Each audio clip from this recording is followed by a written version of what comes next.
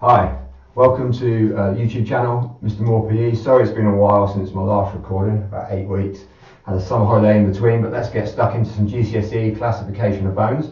So in GCSE, bones are classified as 4 different entities. We've got the long bone, short bone, flat bone and irregular. What we're going to do today is we're going to explore what each one is and essentially some examples of each one and their functions so you can understand why we need different types of bones in the body.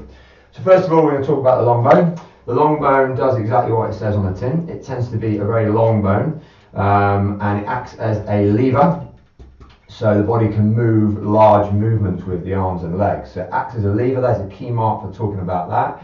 Examples of the long bone, we've got our femur, which is the biggest bone in the body, and that's that one just at the top of our leg between our knee and our hip. Very, very difficult bone to break. We've also got our tibula, and we have our fibula.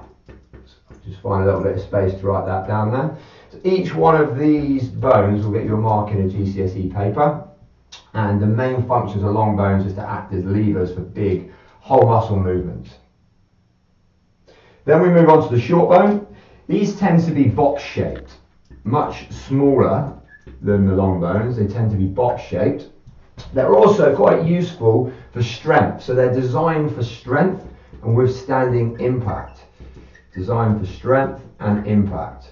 So for example, I used to do a lot of skateboarding and I used to fall on this scaphoid bone here in the hand quite often, and because it's quite a short bone, it's designed for strength and impact. It's also a bone that we could use potentially for weight bearing exercises, if we're bench pressing, if we're lifting, doing maximal contractions.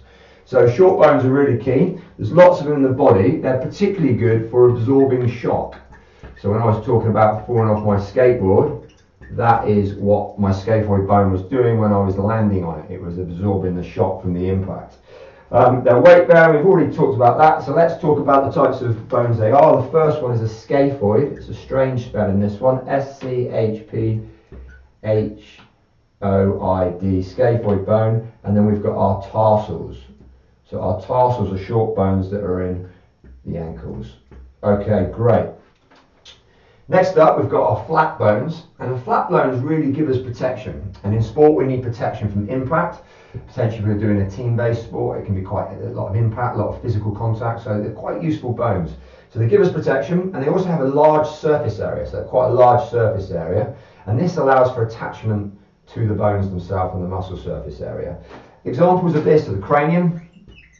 So we've got the cranium, which has got your brainium inside. It's your head, it's your skull. It protects your brain. We've also got the pelvis, and we have the sternum.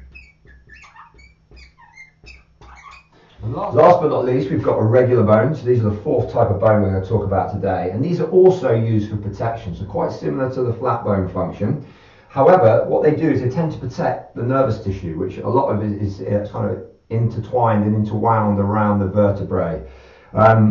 We're going to look at the vertebrae and the spinal column in the next podcast, but it's important to kind of associate irregular bones with the vertebrae because they're quite irregular. They stick out, all the individual vertebrae, which is this one here, stick out to make the overall spinal cord. And they act as anchor points for skeletal muscle. So that's the 4 functions, classifications of bones.